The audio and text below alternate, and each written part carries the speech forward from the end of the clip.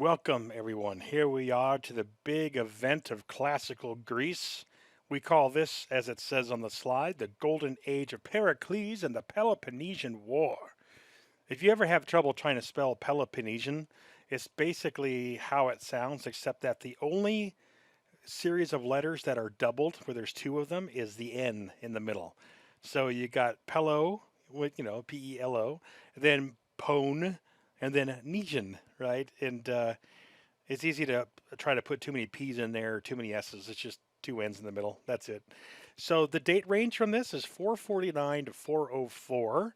That tells you that this is a war that lasts somewhere in the range of about 30 years.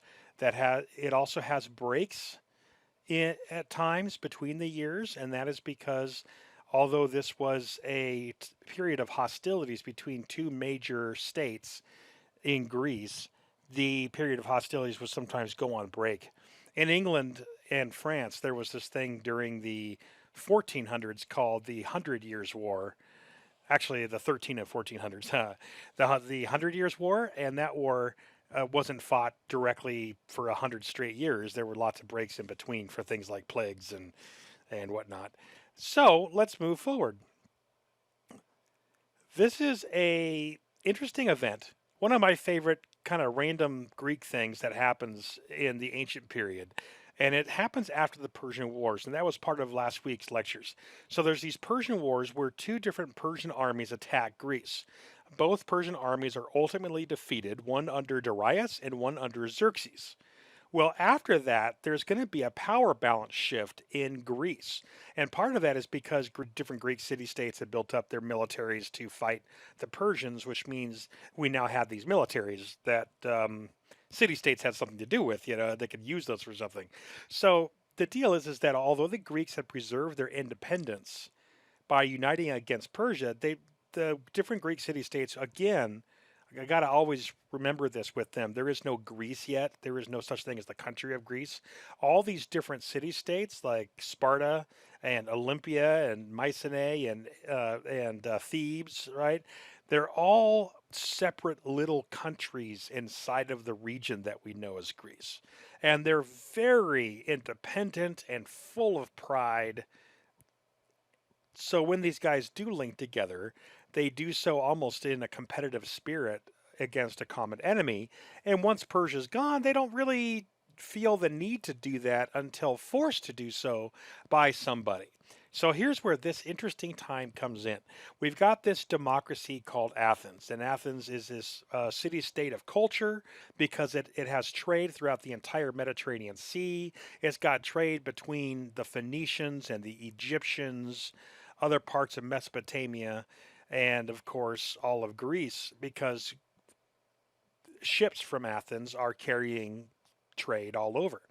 But that also means that Athens wants to protect that trade, so they have a military naval system that comes out of Athens as well. And Athens' army was about the same as any other army in Greece overall, except for that maybe of Sparta, because Athens didn't have like quite the military culture.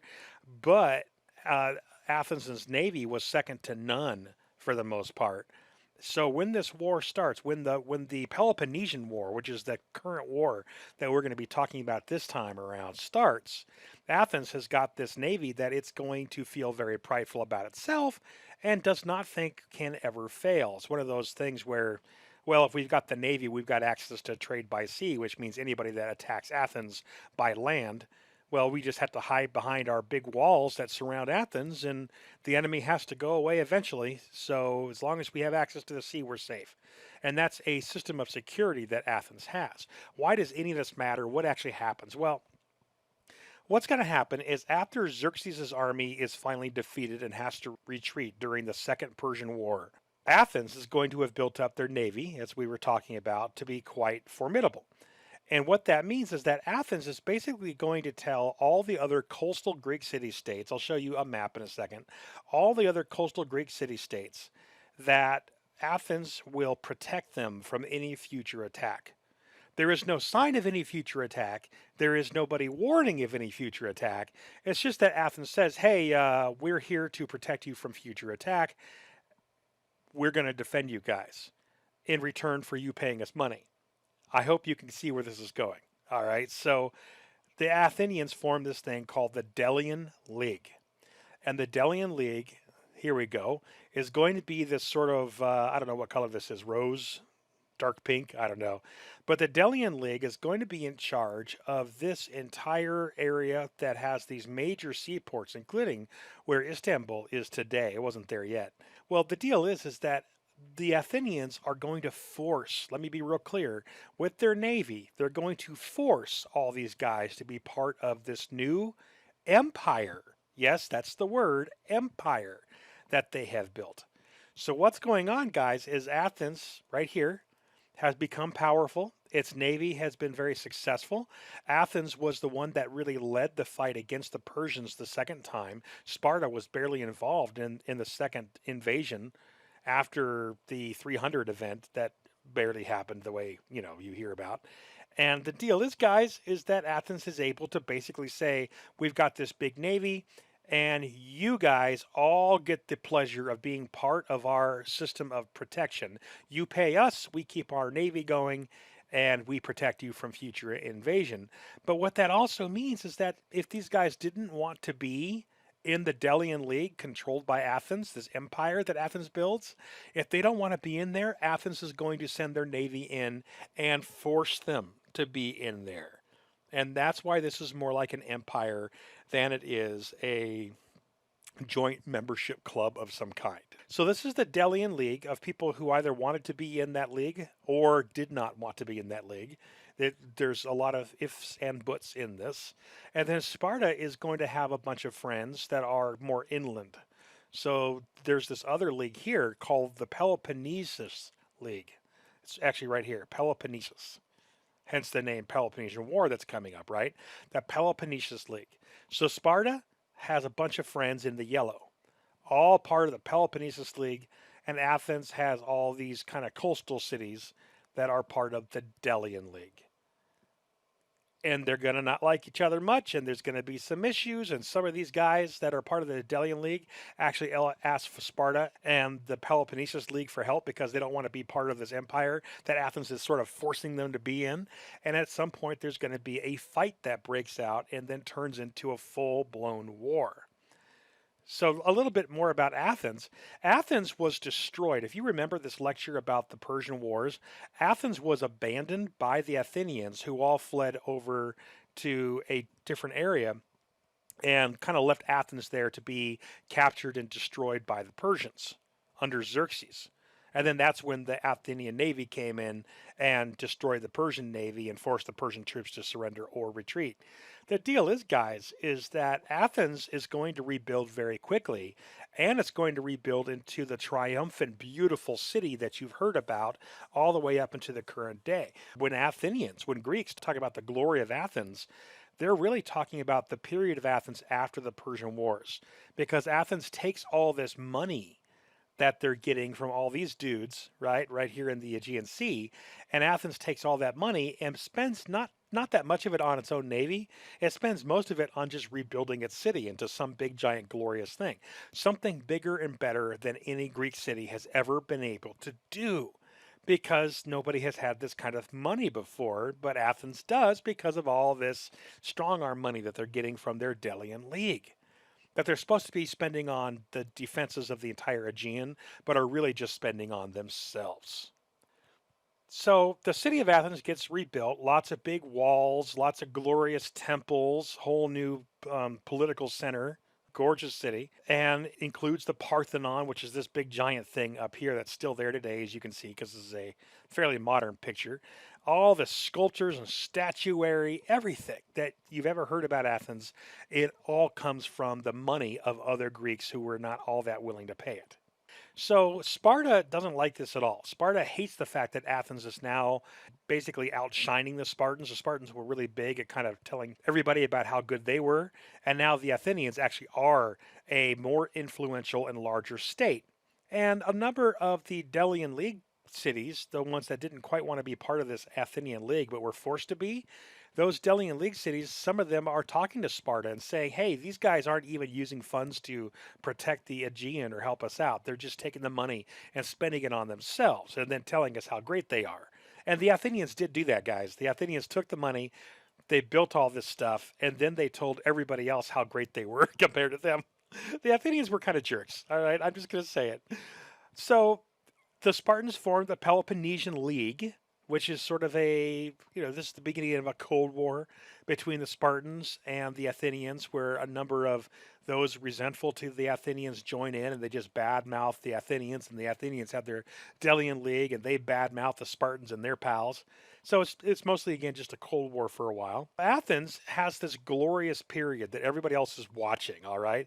The building of schools. Remember, Athens is the city of Socrates and Plato, the city of great structures and beautiful culture. Western thought comes from this period of time in Athenian society. And it's because these guys had so much money coming in that they had time to do this. They had money to build all these big schools and all their monuments, and they can kind of hang out and just be like, oh, we're so great. Let's do things that no one else can do. Like what? Oh, let's study mathematics and let's study medicine and let's study sciences. Right? And so whenever you take classes in mathematics, at some point you get words like Pythagorean, and then that's because a guy named Pythagoras had the time to not have to go out and farm or work in construction or what have you. He got to just sit around thinking up mathematical stuff because, well, the city was rich from money that they were basically stealing from other cities. So that's what's going on here. It's all related in some way. So some of these philosophers, they have time to sit around and teach and philosophize. Socrates, Plato, Aristotle, right? All these guys. And they're all people that kind of knew each other over time too. So there's this, again, that glory period of about 50 years or so where they could just teach and learn and think, right? And so the philosophies of Socrates, Plato, and Aristotle will become the foundation for Western thought. And then there were historians, people that recorded the stories of the time. So, meaning people that had time to do this because they weren't out laboring because there was so much money in the city. So, Herodotus becomes famous as the historian who's going to sit down and say, I shall write the story of the Persian Wars from the Athenian perspective. And Thucydides will write about the Peloponnesian War later, and he's kind of doing the same sort of thing, right? He's someone that if you want to know more about the war I'm about to talk about, this is the guy you're going to really read. All right, here's one of the things that is built by the Athenians, which is kind of interesting. There's Athens right here on its hill with the Parthenon on it and the whole thing. And then there's the Athenian seaport. And the seaport is about half a mile away.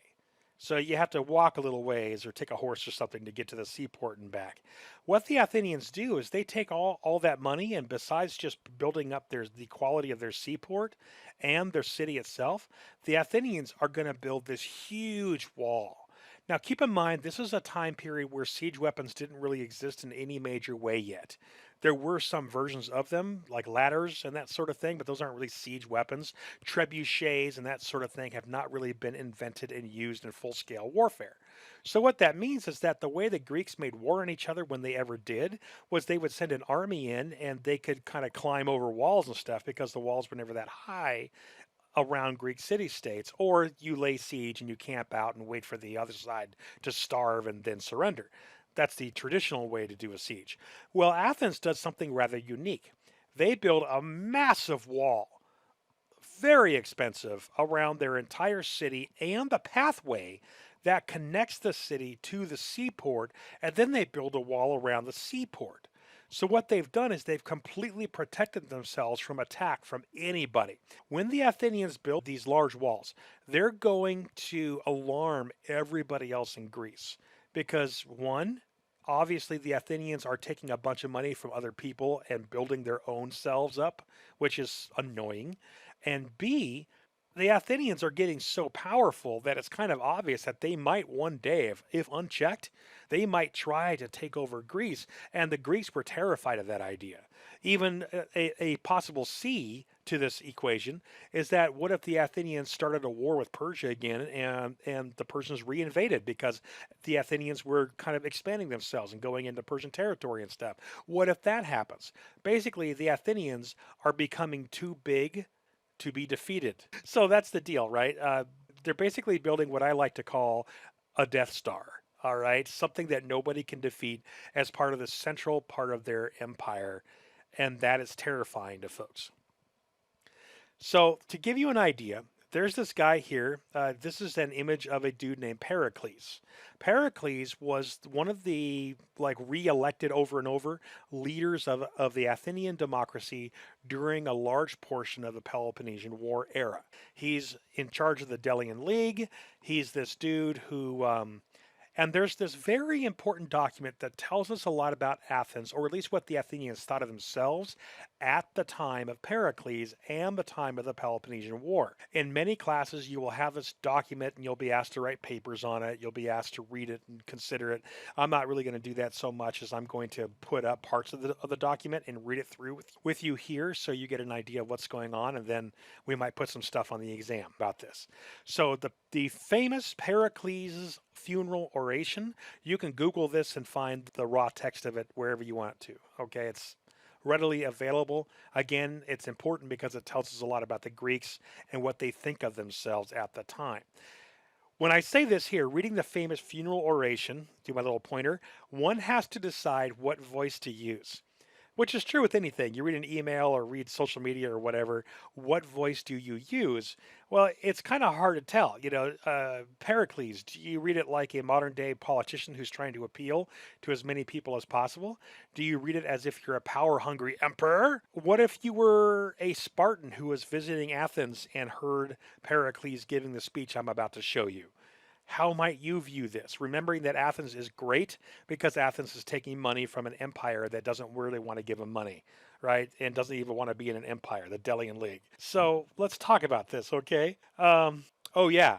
And when we look at this, what does this oration say about other Greek cultures that he makes comparisons to? All right, just listen to the tone. The point of this too is that this is being given to a bunch of people who have lost family during the Peloponnesian War that's about to break out. Okay, so this happens well into the war itself. Let's take a look. Here's the first part of his speech. Let me say that our system of government does not copy the institutions of our neighbors. It is more the case of our being a model to others than of our imitating anyone else. Our Constitution is called a democracy because power is in the hands of not a minority, but of the whole people. Now, you could argue with this. Women were not part of this. They're not considered the whole people. And of course, non citizens, such as slaves, they don't get to be involved in this. But usually, folks don't ever include that, right? People is always a political term of who's enfranchised. So when we talk about like the U.S. Constitution back in 1787, when the Constitution of the United States founded the current constitutional government, the people then meant white landholding males for the most part. So it's a similar semantic. But listen to the way this is written, okay? Look at the way it's written. It is more the case of our being a model to others. That's a bit of a haughty statement. You can infer that in that bit. There's pride from the Athenian side. But if you're not Athenian and you hear someone saying this, you're just kind of like, you're kind of a jerk, aren't you? Let's keep going. There is a great difference between us and our opponents in our attitude towards military security. Here are some examples.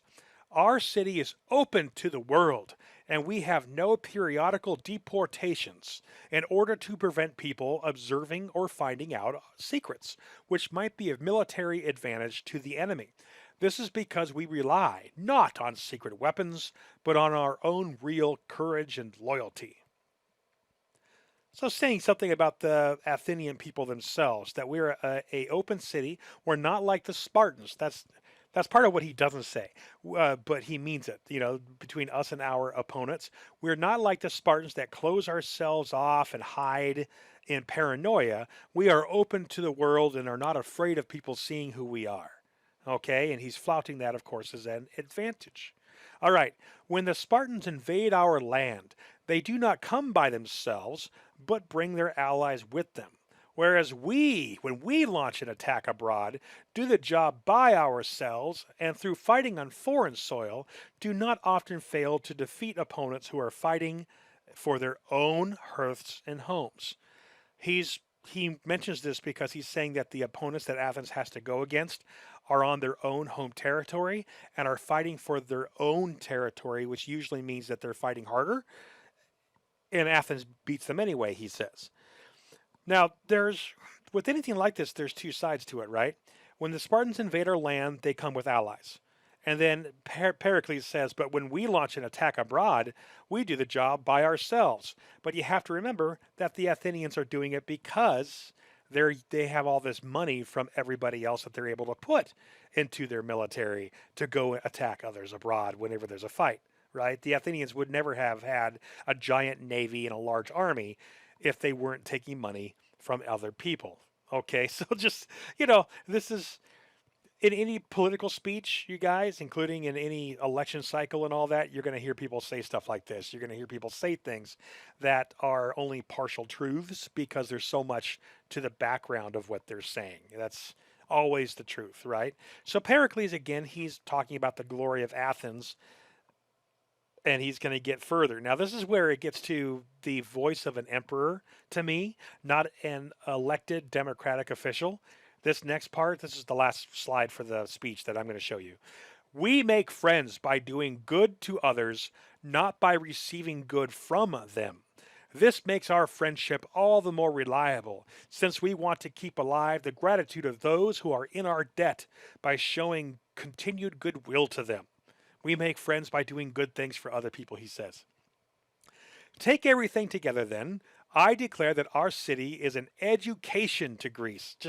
This is where it gets dripping and ridiculous, okay? I declare that in fact, I'm going to change my voice to be more like an emperor, like a bad voice actor, here I go. And I'm going to probably throw some music in on top of this because it's just it needs to happen. So let's read Pericles like we're, Emperor Palpatine or something. Here we go. Taking everything together then, I declare that our city is an education to Greece. And I declare, in my opinion, each single one of our citizens, in all the manifold aspects of life, is able to show himself the rightful lord and owner of his own person, and do this, moreover, with exceptional grace and exceptional versatility. Mighty indeed are the marks and monuments of our empire, which we have left. Future ages will wonder at us, as the present age wonders at us now. We do not need the praises of a Homer, or of anyone else whose words may delight us for the moment, but whose estimation of facts will fall short of what is really true. For our adventurous spirit has forced an entry into every sea and to every land, and everywhere we have left behind us everlasting memorials of good done to our friends or suffering inflicted on our enemies. Excelsior! This guy?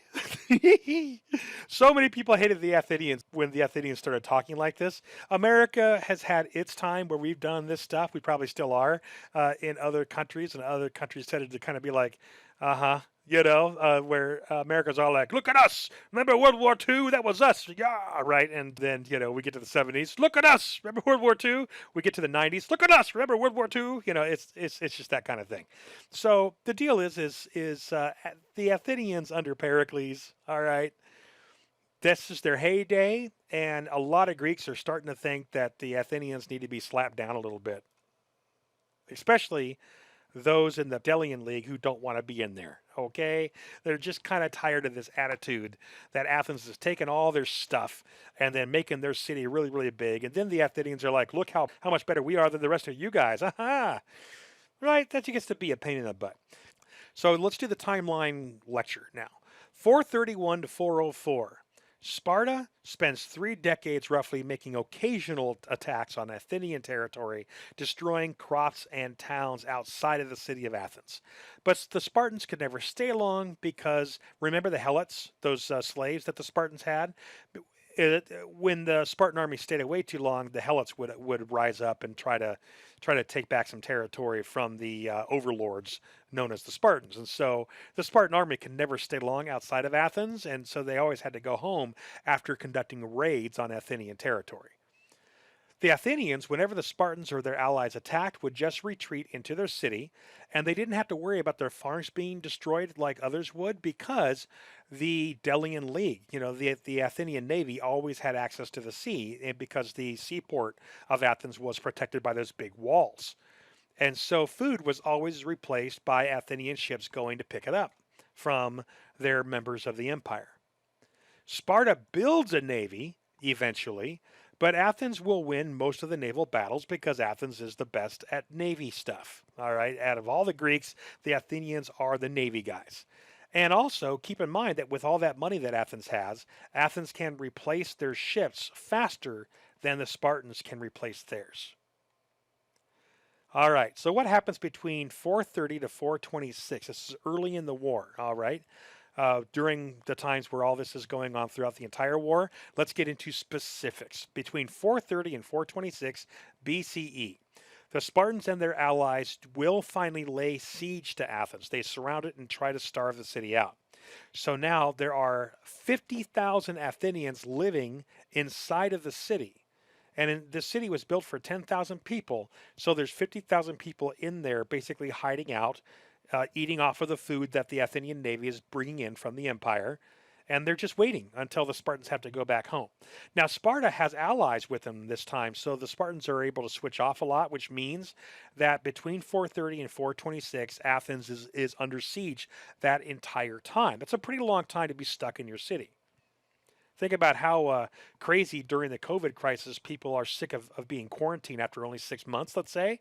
These guys are basically quarantined inside of their city for years. Eventually, during a plague that is going to hit Athens, and we have evidence for the plague because every now and then there's a construction project where some parts of Athens are dug up to replace streets and plumbing, and they find a mass burial pits and that sort of thing. So eventually there's a plague that breaks out during this time where all these people are shoved in together. We think it was probably typhus, but the plague breaks out, and Pericles, the big leader, will die in this plague. But Athens is going to hold out, all right? So 421 to 414 is the next big leg of the war. There's some break time in the middle there. There's going to be a 7-year peace. All right. This is a peaceful time because during the end of the plague period, when the Spartans were just needed to go back home, they're tired of camping out outside of Athens. The Athenians are tired of the plague, but the Athenians are still holding out. These Spartans agree to go home. So 7 years, there's actually a peace. All right. Then 415 to 413, right in there, 415 to 413, there's going to be something that happens. And this overlaps a little bit, I know. Okay. Here's the beginning. There's this thing called the Sicilian Expedition, or the beginning of the end is what this is. The Sicilian Expedition. This is fantastic. All right. This is probably the best part of the entire story. So between 415 and 413, there is going to be this admiral that is going to be hired by the Athenians to take a bunch of Athenian ships and soldiers over to Sicily, just south of Italy, as you know. Sicily is right there. It's the oddball shaped soccer ball that the boot of Italy likes to kick around the Mediterranean. All right. So Spartan forces happen to be attacking Sicily, which means that some of the Sicilians who are part of the allies of the Athenian League, the Delian League, are going to ask for help. So the Athenians go, well, this is our opportunity. It would be cool if we could go and land troops on Sicily because the Spartans are there too. Why not? That's our excuse to go there. And we can try to actually just conquer all of Sicily. Let's just take it over. Wouldn't that be cool?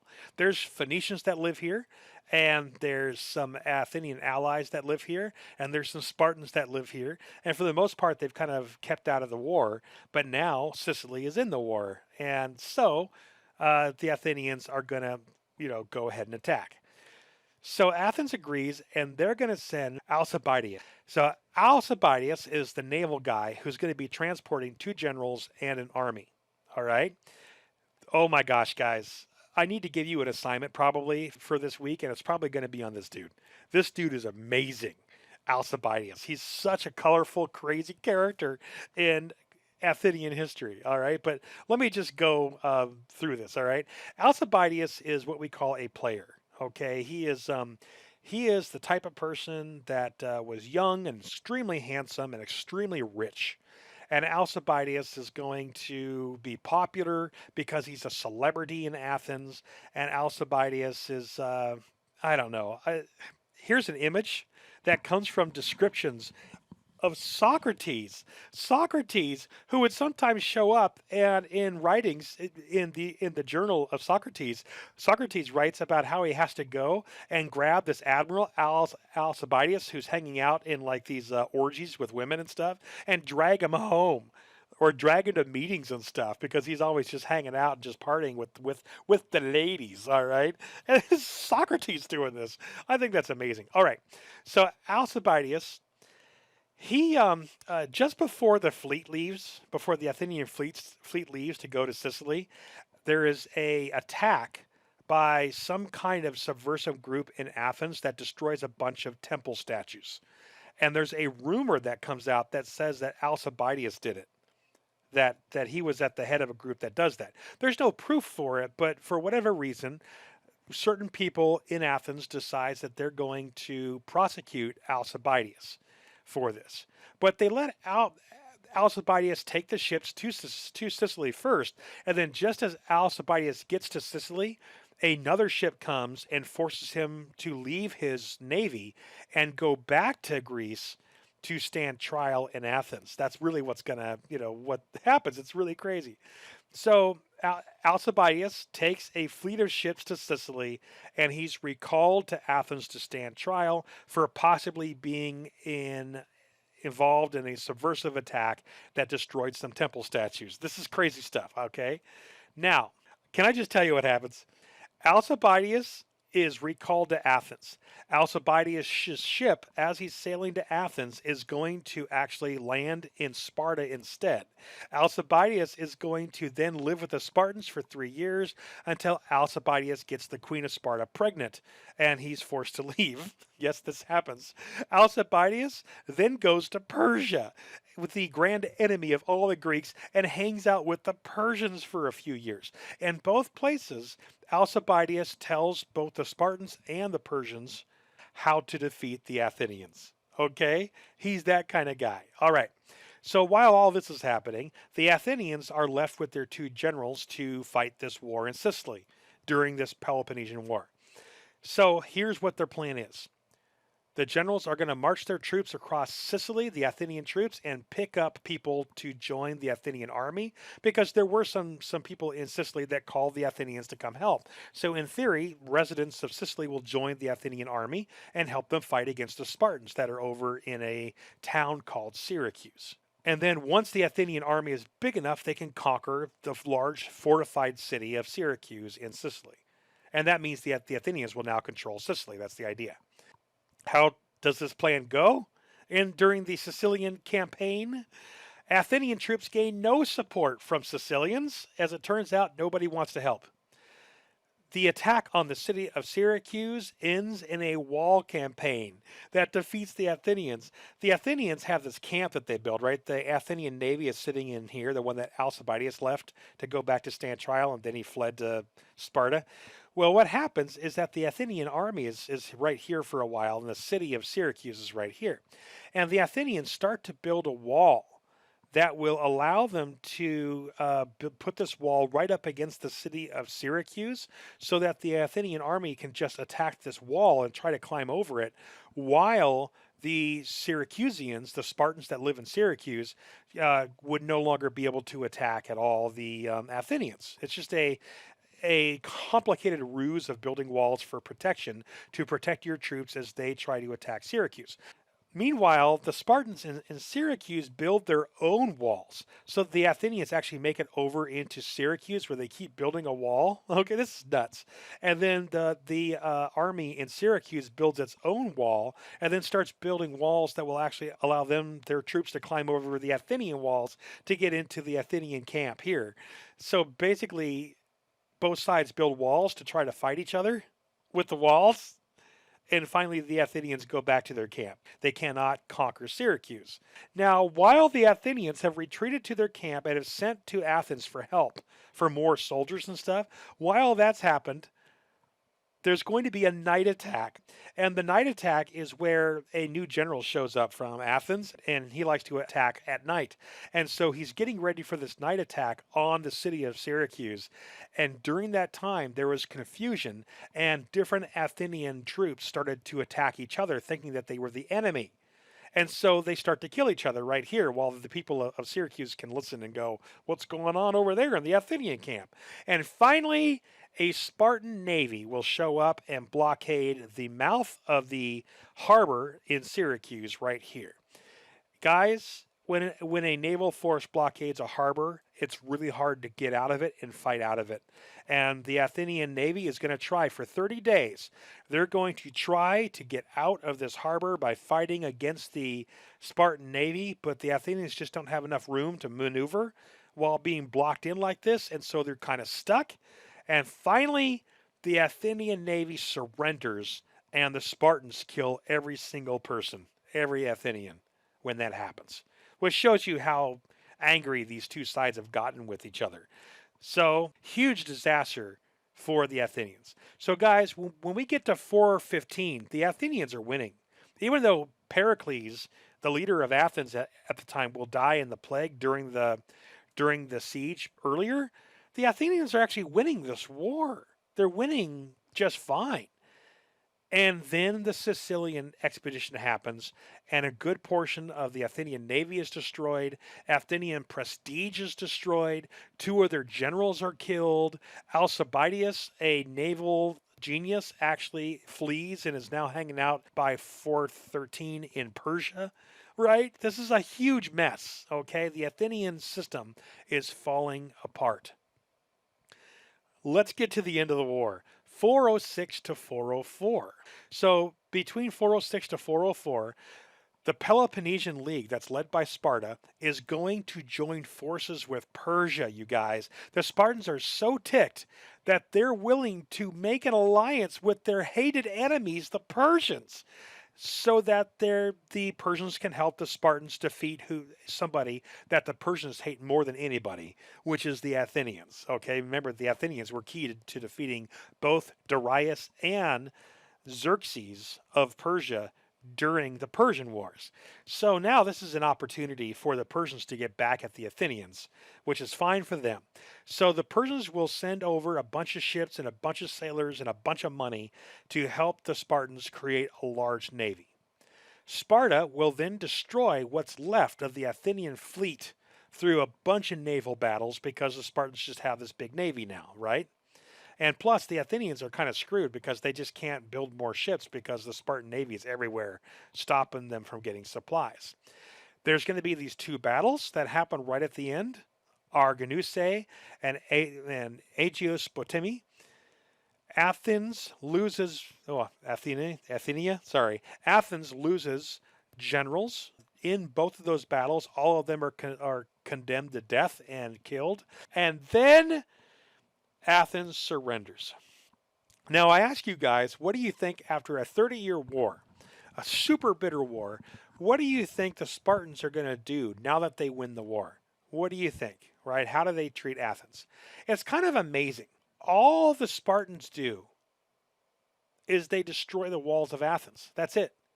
The Athenians are in deep trouble at this point. Their navy's destroyed. Their prestige is gone. They've lost their empire because the different cities of the Delian League could now leave because the Athenians can't force them to stay in.